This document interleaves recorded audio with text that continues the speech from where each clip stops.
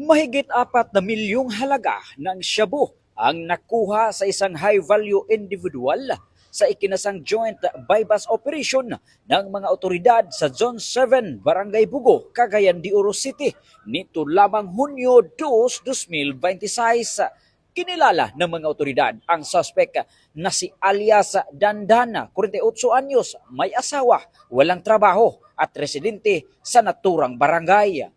Pinangunahan ng Regional Police Drug Enforcement Unit 10 o RPDEO Region 10 ang operasyon katuwang ang iba't ibang law enforcement units ng Philippine National Police at sa koordinasyon ng Philippine Drug Enforcement Agency CONPIDEA Region 10. Sa operasyon nakumpiska mula sa suspect ang iba't ibang sachet ng hinihinalang shabu na may kabuang timbang na humigit kumulang 600 gramos na may standard drug price na mahigit 4 na milyong pisong halaga. Bukod dito, na-recover din ang isang weighing scale, cellphone, mga lalagyan ng hinihinalang shabu at marked money na ginamit sa bypass operation. Dinala na ang suspect sa Maharlika Custodial Facility habang isinailalim sa pagsusuri ng Regional Forensic Unit 10 ang mga nakumpiskang ebidensya.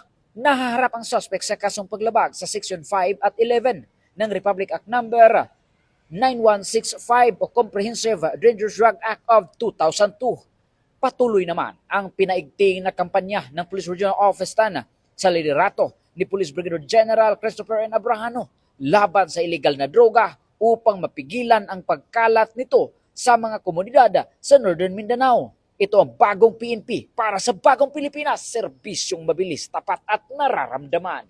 Mula dito sa Campo Alagar, ako po ang inyong Police News Network Correspondent mula sa Regional Public Information Office ng Police Regional Office 10, Corporal Joel Lazaro Subsuban, alagad ng batas, tagataguyod ng balitang pulis.